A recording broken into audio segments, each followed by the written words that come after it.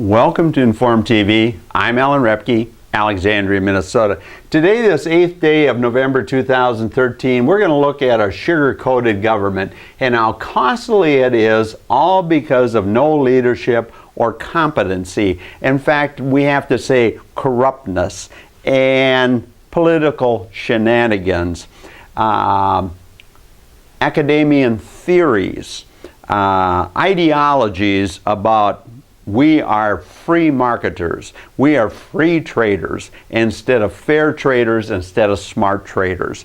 And what we're going to look at in sugar today, and we've talked here, obviously I've talked about how that program has historically worked. And all of a sudden, we've got to the point where nothing works in government other than we should subsidize it, whether it's health care, farm policy, corporations, let them keep money offshore, so on and so forth. It's just endless. And now we see this rollout of Obamacare and just incompetence from every conceivable level. But I always said the best way to see incompetence as well as understand your government is look at farm policy. And what we're going to do today is try to look at a program. It's one of those deals on this Friday afternoon. All these problems could have been solved, wham bam, thank you ma'am, by just a little leadership and say, this is all we got to do, shuffle this. We don't give a damn what those Mexicans think. Only idiots like Grassley and Harkin and Roberts and Durbin and so on and so forth put these old agreements together, WTO, the brains of a mouse. Same thing with this NAFTA. In fact, our Minnesota sugar guys, I told them after I went out of the board and they were getting involved in this NAFTA, what the heck are you guys doing? Don't you see what this is going to lead to? And oh, Repke, you don't understand that we got this all figured out. I said, yeah, well, you wait, Mr. Johnson and Mr. Melberg. Things are going to come back to roost here. And anyway, I'm just going to read a few things here slowly to give you an idea of the pure insanity, incompetence, and corruptness of our government. Anyway, this is looking at basically the 2012 sugar crop. You know, there we showed you pictures where we're harvesting 2013, and but this is the 2012 crop, which most of it was sold at a very good price. In fact, the grower's payment was very good for the 12 crop, for the 11 crop, for the 10 crop. Historically good relationship when you talk revenue per acre and all those things. But listen to this, people, and should just make you boil at those people you people call congressmen and senators and ag secretaries and presidents. Goes on to say here, the USDA has also determined that the domestic sugar sector cannot fulfill the 45% market share allocated it in fiscal 2013. In other words, a 12 crop. And in other words, they didn't produce as much as they were supposed to. The whole industry, both cane producers in the United States and beet. But then it goes on to state, the cane sector will not be able to fulfill its allotment, unlike the sugar beet sector, they did. As a result, the USDA reassigned some of this cane sugar surplus allotment. In other words, there was open entities to fulfill.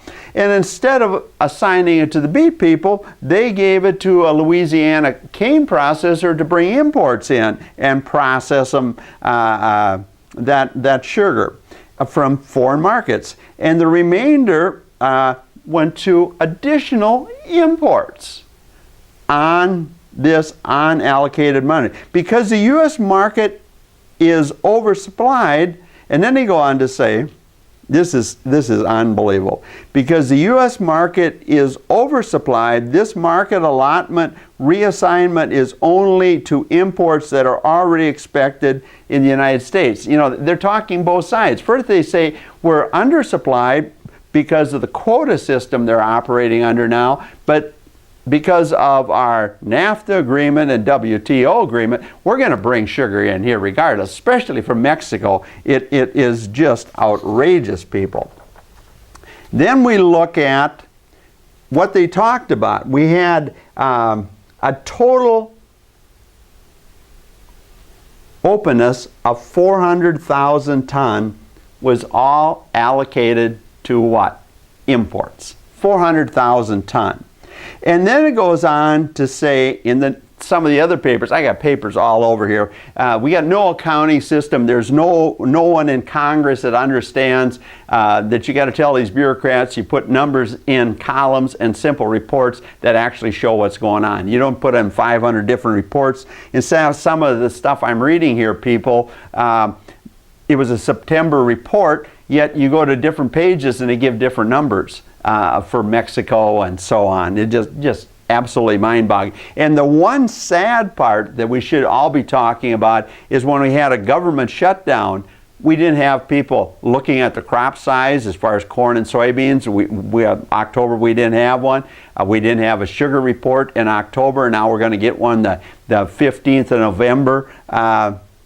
Those should be mandatory programs and mandatory spending. But anyway, it goes on here to say the USDA acquired approximately 300,000 tons of sugar from the beet people, mainly, and that they take a loan out. The collateral against that loan is sugar, and they've always had the option of forfeiting it after 9 months instead of extending a loan for 9 months, and they always called it a cost to government every time you took a loan. Why? Because it might be forfeited. Yet at the same time, that whole simple procedure, people, has led to tens of billions of dollars of cost in the whole commodity program. If you would have just rolled those loans for extension, so many of these massive spending in farm policy could have been eliminated. But the way they structured the accounting, because the Cargills, the ADMs, the Tysons, the General Mills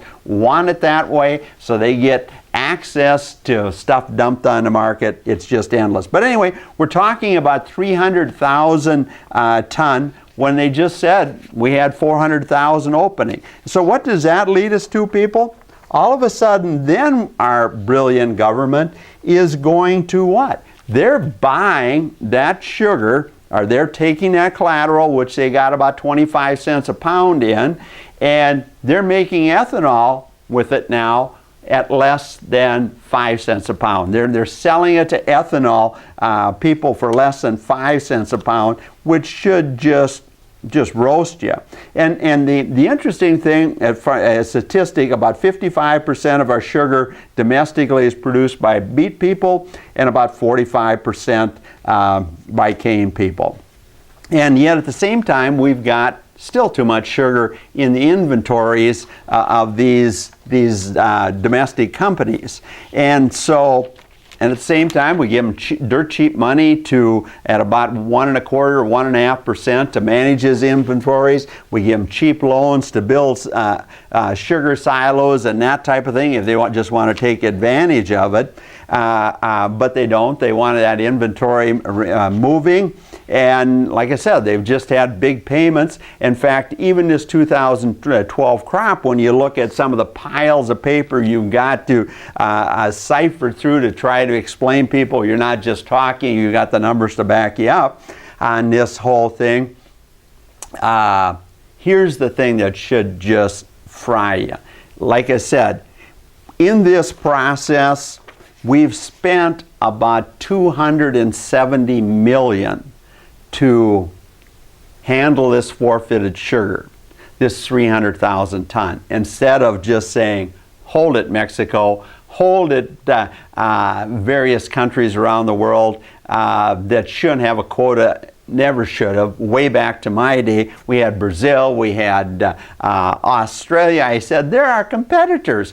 We told Tip O'Neill, Chuck Hanton and I, we have no problem, Mr. Speaker, giving it to some of these islands that are struggling, poverty and that type of thing. But this quota system and this allotment system with WTO and then this NAFTA mess. But here's what I want you to think about. We're spending $270 million instead of just having somebody with some management ability of saying this is what we're going to do, rather than following the boilerplate of an incompetent 2008 Farm Bill that kept direct payments going to farmers when they had for corn and soybeans and wheat, when they had wonderful prices, they're making tons of money on their ethanol stock. Then because of disastrous energy policy, the sugar people were making money because suddenly Brazil was turning it all into ethanol and so on and so forth. But here's something I want you to think about from a standpoint of Mexico when we have a leaderless DC. Sugar beet production in this country was in balance. The cane was a little short, and once again, it's in balance. A little bit of management, absolutely no problem whatsoever. But then we look at our friends in Mexico of this disastrous NAFTA program that I tried to tell the sugar industry when I was still raising beets and got out of the board, you can run the thing, my term was up, as they say. Here's what I want you to think about.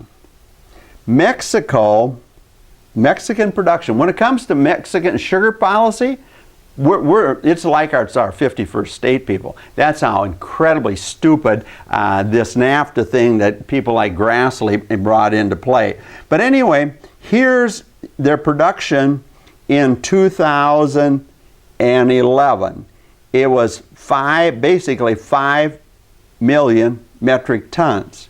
Yet their production in 12 jumped up to almost 7 million metric tons of sugar. And what happened to it? Did they bring imports in? They do at times, but no, they didn't bring imports in. What happened with their exports then? Their exports jumped from the 11 crop to the 12 crop. This is Mexico now, that we're heavily involved in. We're just like they're a state. That's how that stupid NAFTA deal is set up. They exported 929,000 metric tons of sugar. In 2012, they doubled it to 2 million tons.